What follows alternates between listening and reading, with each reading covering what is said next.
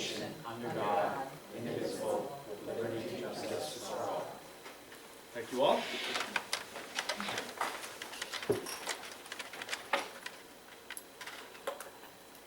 Pardon?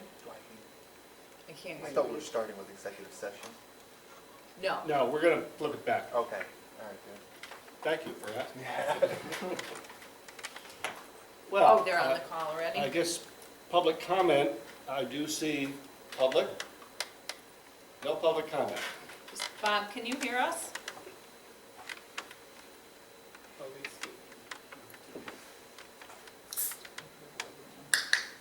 I think we need to approve the agenda first. Well, we can do that. Motion to approve the agenda. So moved. Motion made by Bob, Second. seconded by Lucy. Can I make a motion that we swap items 4 and 6? We'll get back to that. That's already, Pre-planned? well, it's not pre-planned. We had a conversation this afternoon about the order of things. So when we get there, we'll get there. Motion made and seconded. All in favor of approving the agenda, please say aye. Aye. Opposed? I declare it's approved. Item 4, bonding for Memorial and Brewster building alterations. To consider and act upon a resolution with respect to recommendations for an appropriation and borrowing authorization for costs related to the design, construction, and implementation of alterations and improvements to Memorial Middle School and Frederick F. Brewster Elementary School, the setting of a public hearing with respect to such recommendations and related matters. Kim's just going to go over the Yeah, details of the let's, project. that would be great. Okay, thank you. All right, so I just put together just a small presentation just to discuss the financial side of it. Just a quick summary of the projects that we're talking about is Brewster, the 6th classroom addition, classroom expansions and modifications, demolition of portables, and installation of security vestibule. In Memorial, conversion of locker room to classroom, demolition of portables, and installation of security vestibule. The cost of such is the Brewster construction cost $3.8 million. This is all before state reimbursement. Memorial is at $527,000, and then estimated financing costs of $77,000. Total bond authorization would need to be approved at $4.475 million. Now, that's what would need to be resolved and approved. However, the estimated state reimbursement is 52.5%. And which amounts to $2.3 million, and the district share at the end of the day would be $2.166. Now, those estimated financing costs we do have the ability to go back and ask for reimbursement on those. So our estimated state reimbursement could be even a little bit higher than the 2.3, but it wouldn't be any lower than the 2.3 million. So essentially, we're looking for the project that'll cost the district $2.1 million. And an interest rate on the financing is. Yep, so again, I said the $4.475 million. I see it. The total amount after reimbursement is $2.1. It's a 20-year bond, 19 level principal payments of $114,000, beginning in 2021 if that's when we can get it moving. And the first year principal payment is deferred. And then the projected interest rate is 2.4092, with a total interest over the life of $867,000.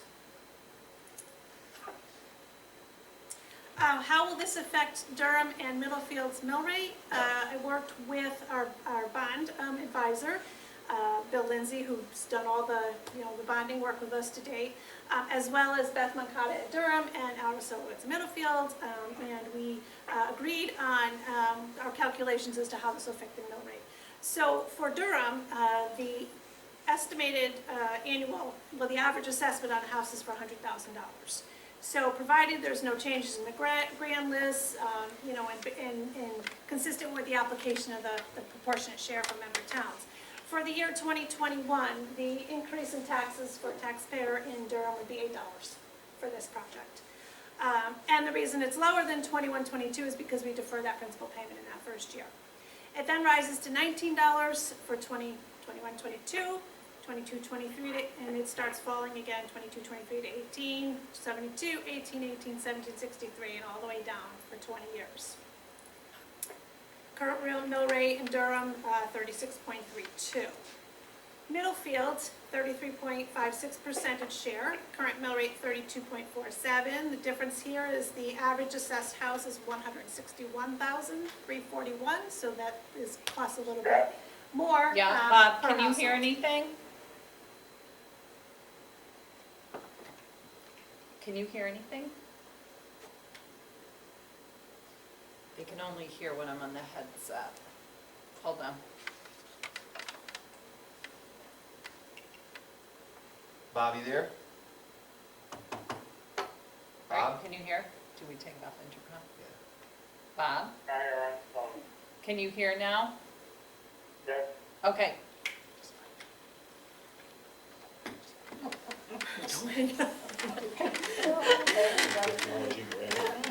Okay, so on to Middlefield, like I just said, the average assessment of the house is higher than Durham, so the rate is gonna be higher per household, but as the 2021 year, it'll be $11.34 for the average household for the year for an increase in taxes for this construction project.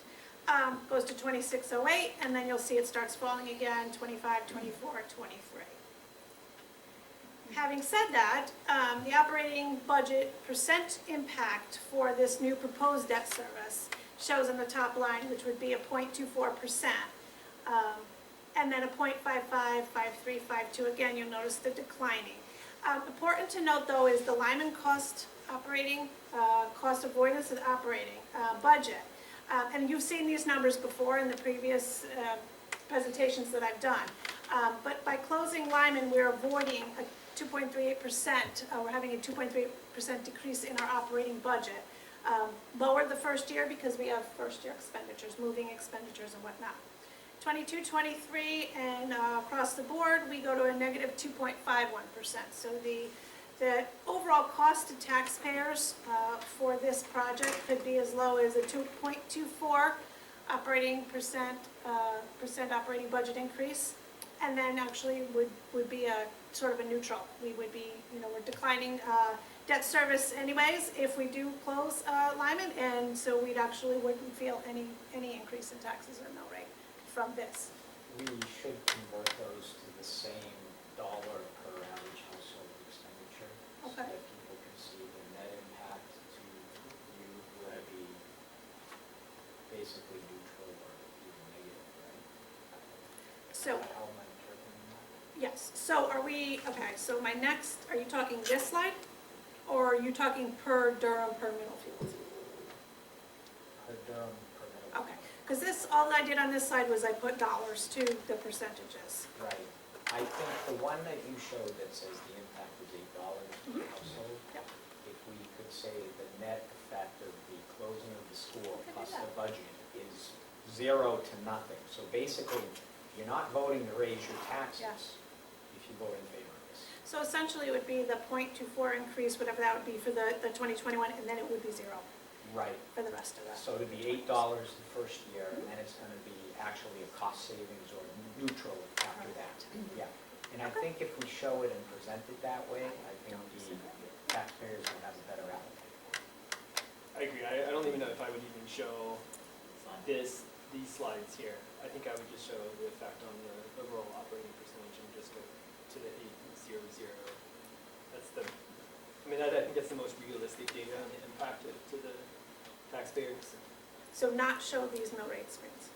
No, because that's the project, but it doesn't actualize the savings, and you have to take Yeah. into consideration. Yeah. I think it's worth actually showing that the project costs this, and then there's the savings, so the net is that. Maybe you can put it all on one slide.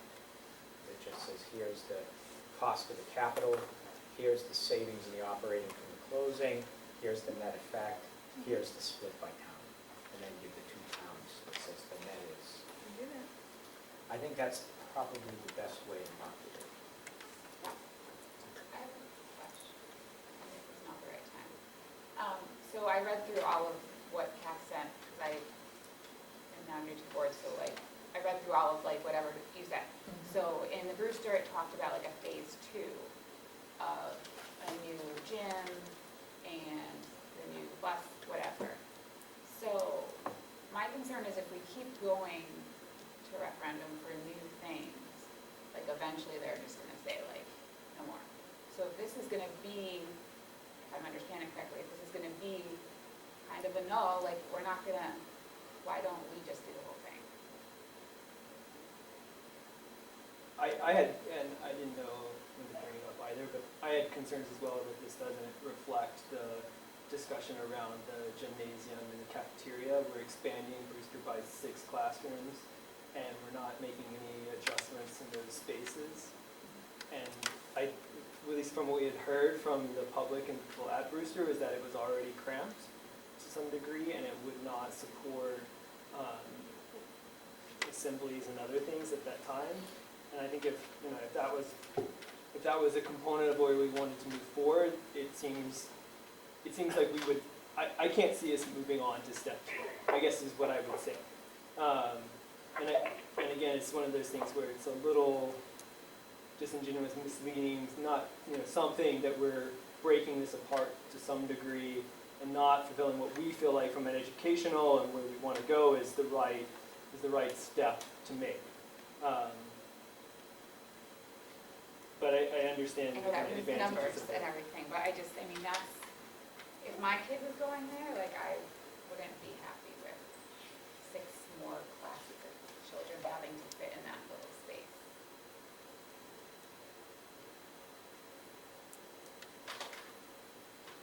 When was that, and honestly, I'm not remembering when that decision was made to take that component out of this part of the budget. To take the second, like, To- kind of. To break it into a two-phase component. And I don't remember, I thought that was always part of the comprehensive presentation for this part, but that could be wrong. It's- I thought one of the utilization meetings that I went to when they Mhm. presented, that they had said they felt like if we did the pre-K2, like we're supposedly going to do, that they would be okay with keeping it the way it was, but if we end up doing the K5, absolutely not. So I agree with Andrew, like, I don't remember it being broken into 2 phases, but I might not have been privy to all that Okay, information. you're on up. I felt like what happened at the board and the utilization was when we really scaled the project back to really kind of the bare minimum, that was the decision, that we were talking about, yes, there would be some phased-in improvements without a timeline associated with it, without a cost associated with it because of the timeline. If let's say we didn't do a gymnasium for another 5 years,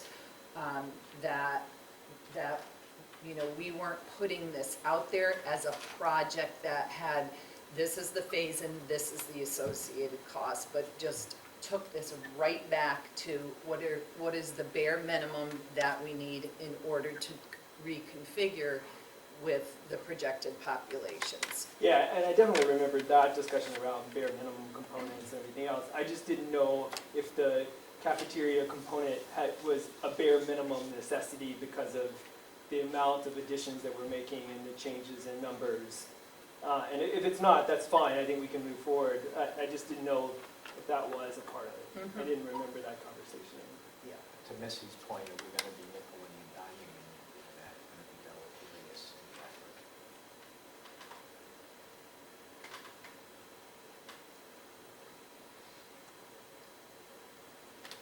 Do we have an idea of how the lunch waves are gonna work? Because I know when I was there, which has now been 2 years, but we only used 1/2 of the gym for lunch, for each lunch wave.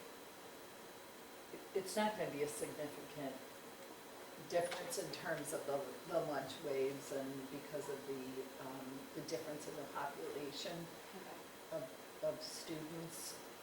I mean, I just want everybody to picture that, like, so overcrowded, because I don't even remember using more than 1/2 of the cafeteria. I just heard it very loud. But- Well, I think So, I mean, I've You been know, in Lyman during lunch and it's awfully loud in there too, so. we went from, this is what we'd really like to have, which included not having the cafegimatorium. And then, again, as I said, we went really back to bare minimum based on what the current belief was in terms of the support of the public and to be working with the public. This is a different philosophy on how to approach this, and maybe it bears more discussion as, you know, given what we're seeing is an insignificant impact. Yeah, I mean, if, What, excuse me, Kathy. yeah. Oh, What is the, do we know roughly what the cost is for that? Just ballpark? Did we get to that phase? Oh, to add To the, add the gym and the cafeteria expansion piece? you know, I don't have that right at my fingertips. I didn't That's fine. anticipate we were gonna talk No, about no, no, that that's tonight. fine, that's fine. It's just, I didn't know if it's like another 2 million, or is it a million, or is it a half a million?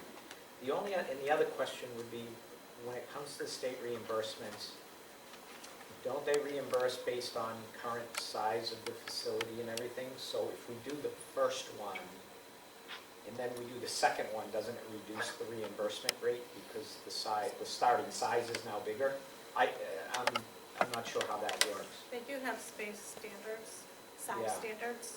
I can't explain how that actually, Yeah. works. And I don't know what the impact would be if there was a phase-in rather than a total. Yeah, that's kind of, so maybe that needs just a little bit of homework.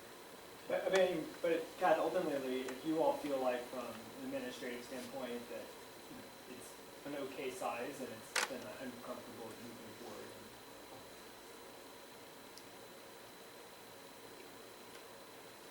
I think our decisions were, the priority really, when we were talking about this, was based on, I felt, the board's perception of what the community would support. So I felt like if we can get this started, let's get it started. Yeah. I do think that there's a very different message in a zero impact versus even a small, $10 impact. There's just a different message to both of those. Yeah. But the message, echoing what Missy said, the message is, yeah, we're coming now. Well, we just came for $6 million to renovate the existing structures. Now we're coming for another net $2 million. Now we're gonna come 2 years from now for another $1 million. When's it gonna end? No, I agree, and I think the question is that phase 2 necessary? And if it's necessary, then I really think that it should be put in this part. If it is viewed as just a thing to potentially have, kind of a want more than a need, then I just think that we should move forward and not even consider a second phase. To me, that's where the breakdown happens. It's either we do it now because we feel like it's a necessary component, or we don't do it and we don't do it at all. I remember one of the biggest concerns was, do we have enough space in the schools to have an all-school assembly? And so the question that you probably should ask is, do we need this to make an all-school assembly or not?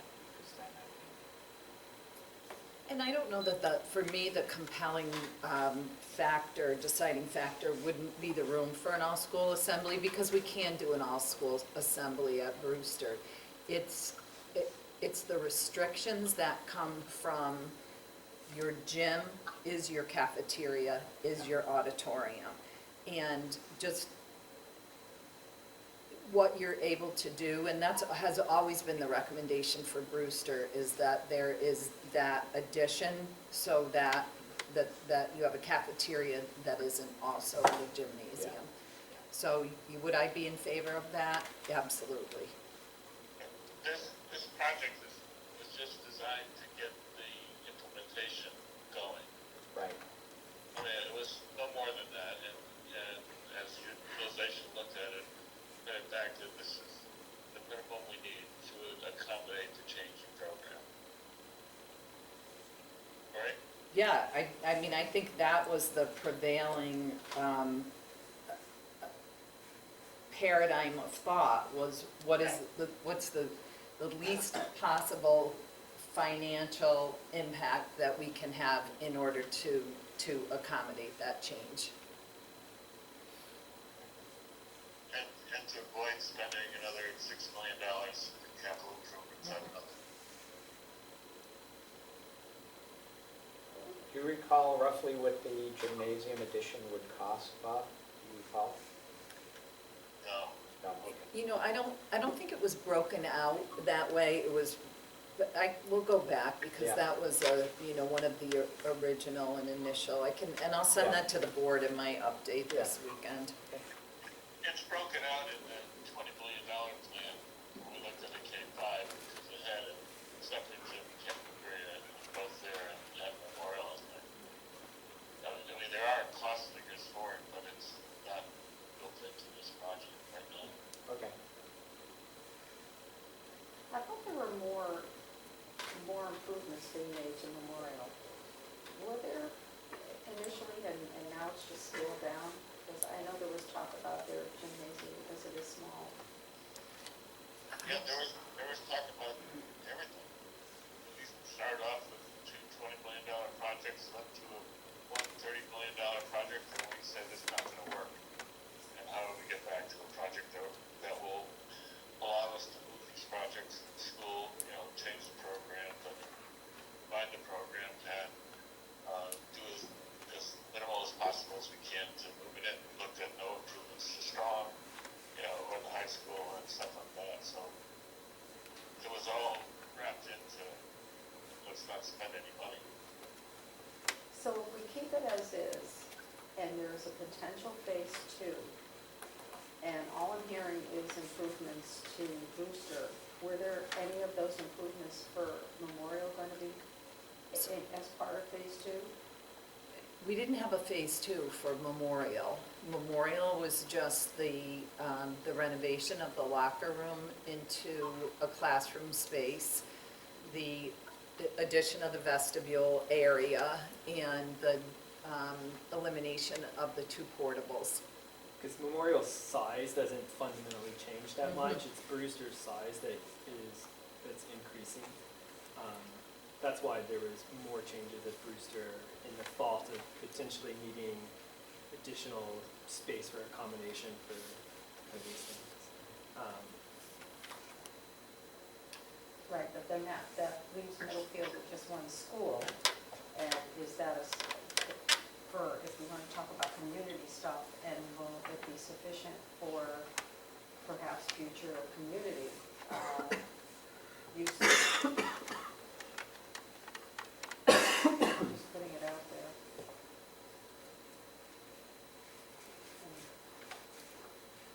You're saying would Memorial School building with the limited renovations be sufficient for like the gym, for the community to use the gym? The gym, I know there was some talk about the tennis courts and, making it more of a center for Middlefield since it's the only school that's left in the town. And I just didn't know how that was going to fit in, because I'm just not hearing it. Well, I think we can look at getting some additional capital improvements be occupied to move the sports through our capital budget next, in the spring.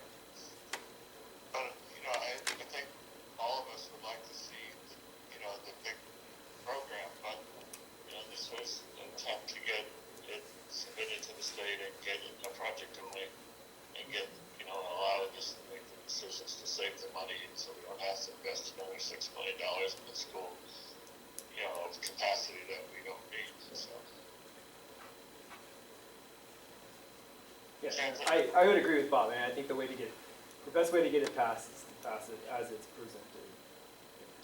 That was the motivation that Scott mentioned about why we chose this particular path. Catherine, are you ready to go into the session to discuss the bond issue? Are you done with your presentation? Okay, with your permission, we'll come back to item 4, but There's a member of the public here. I don't know if you want to do public comment. no, we can do it after. No. Okay,